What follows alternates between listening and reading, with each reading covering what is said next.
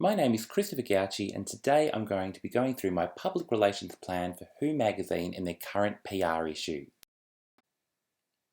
So essentially, for those of you who don't know, Who magazine conducted an interview with world supermodel Adut Akesh.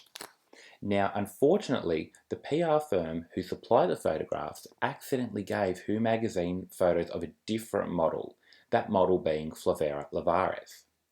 Now, somehow, these photos made it past Who magazine's photo editor and actually made it into the magazine, taking up almost an entire full page.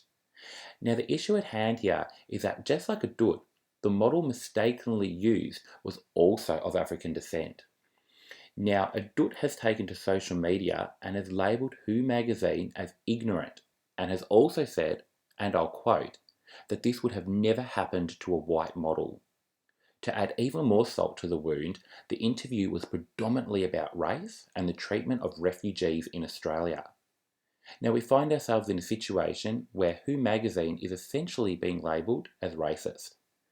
The comments and the news articles about this topic are not in Who magazine's favour, and ultimately we need to turn this around. So how are we going to do this? Well, firstly, we will go through a key audience analysis, which means I'll basically spell out who we need to target in order to repair our image. Then I'll discuss how public relations will be used by detailing the goals that we want to achieve. Then we will get to the interesting part of discussing tactics and finish with an evaluation. So let's begin. Our key audience for this campaign will predominantly be women. Through the use of data supplied by Who magazine, we can also see the following percentages in regards to our public. Most importantly, I'd like to focus on that 38% are tertiary educated, 87% are the main household decision maker, and 75% are able to book travel online themselves. What we have also found is that women over the age of 50 do 96 minutes of reading a magazine a week, and women over the age of 65 actually spend 123 minutes reading a magazine per week. So from these stats, I'll be targeting this campaign towards tertiary educated women over the age of 50 who are abled internet users. Ultimately, I think we will need 3 specific objectives that we'll use to achieve our ultimate goal.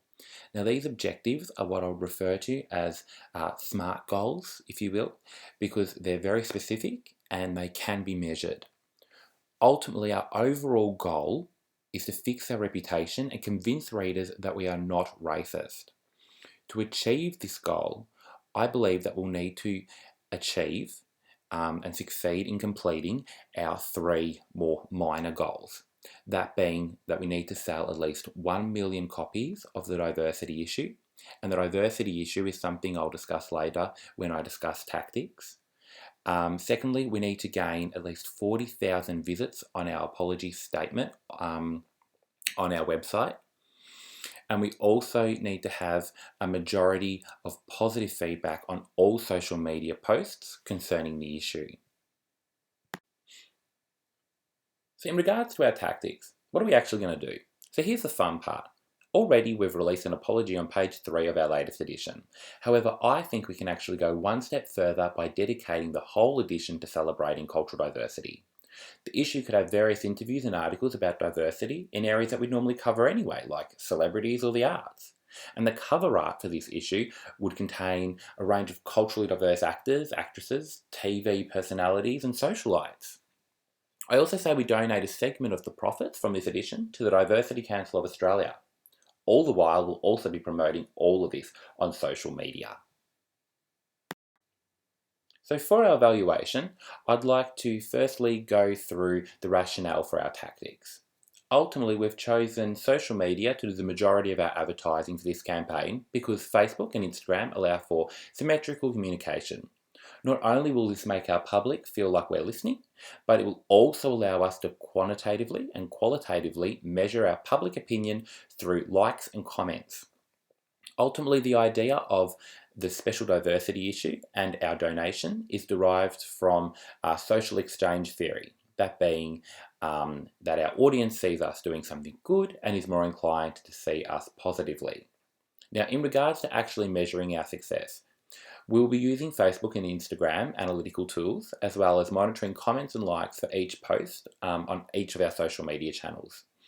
We'll also be tracking the amount of people that view our apology and tracking the sales of the special edition of the magazine. Now, all of this qualitative and quantitative data will measure whether we have achieved our 3 sub-goals that we mentioned earlier.